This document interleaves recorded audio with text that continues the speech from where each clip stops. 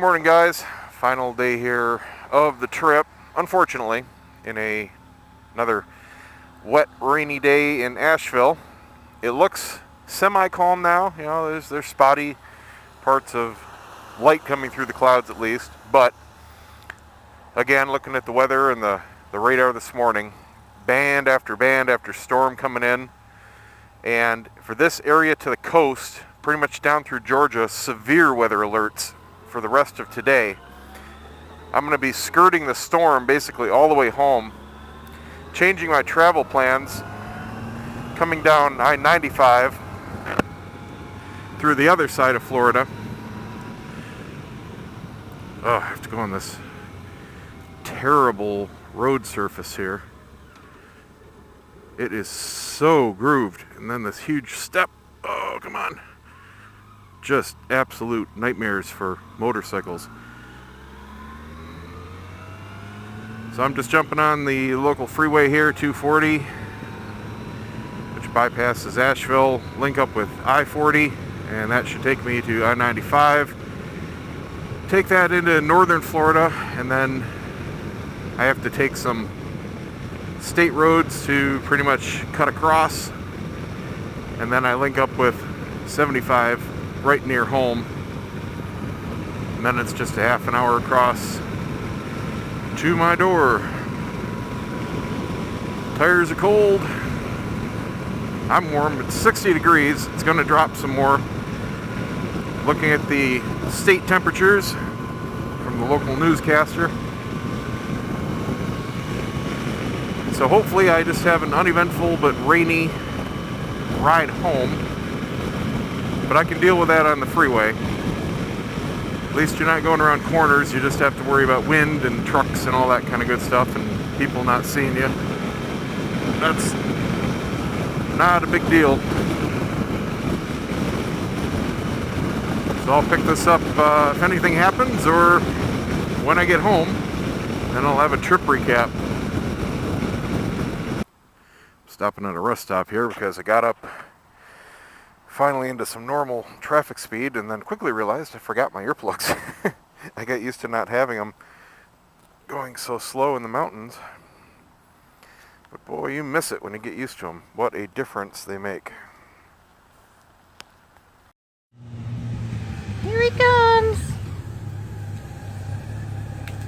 Woo. Okay guys, home. Mostly an uneventful ride home.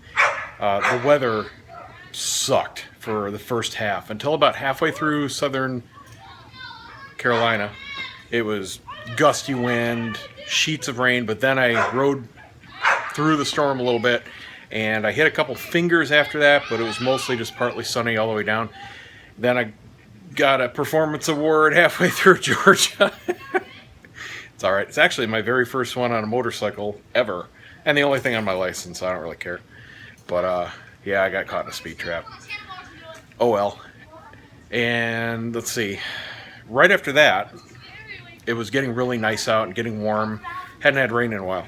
So made a fuel stop and took off my rain gear, packed them in the trunk, got back on the freeway. Not 5 minutes down the freeway, made a little curve. It just got black and torrential downpour. Wall of water, you couldn't see a quarter mile down the road. I'm instantly drenched. I'm like, ugh. Pull off at the next exit and throw in my jacket. My jeans were already kind of wet. And here's a note on the pants. They're the only thing that didn't work well on the trip. It's a real thin, like parachute material, almost like a flag material. And what happens is at highway speeds, they were perfectly fine until the big ride home on the freeway. Right behind my calf, they kind of flap in the wind. You know, it's totally normal. Pants flapping in the breeze down there, and they just shredded like a flag, exactly like a flag. They've got like just horizontal cuts on both legs, so it's not like damage or anything like that. It's just it just got worn. So I'll look for better pants. The jacket was wonderful, and it's still like brand new, very tough and comfy, and worked great. So no big deal. The set was $65, something like that. So I'll just buy some better pants and be real happy with that set of rain gear for any time I need it in the future. But just know that going in, if you get that particular set, if you're going to be using it on the freeway, it may not last you too long. But if you're using it for slower speed stuff like I did up there was no problem with it whatsoever. It looked brand new still this morning. You know, I inspected it after the drop. It was all fine. It was all perfect when I put it on this morning. So it was just the freeway wide. You know what I'm talking about. Anyway, I'm beat. I'm starving. It took me just over 9 hours with 3 fuel stops to get here, and I got about a quarter tank left. And that's it. So I've got a lot of editing to do. Still had a blast, even though I didn't get the extra 2 or 3 days that I was planning. At least, you know what, now I got a staycation. As far as my clients are concerned, I'm still on vacation for the rest of the week. So I got Thursday and Friday to, you know, relax, unwind, work on the videos, and edit some photos, and that's it.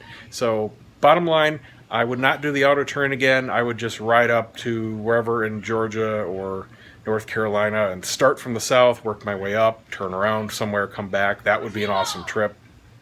I would not recommend the auto train unless you absolutely have to use it.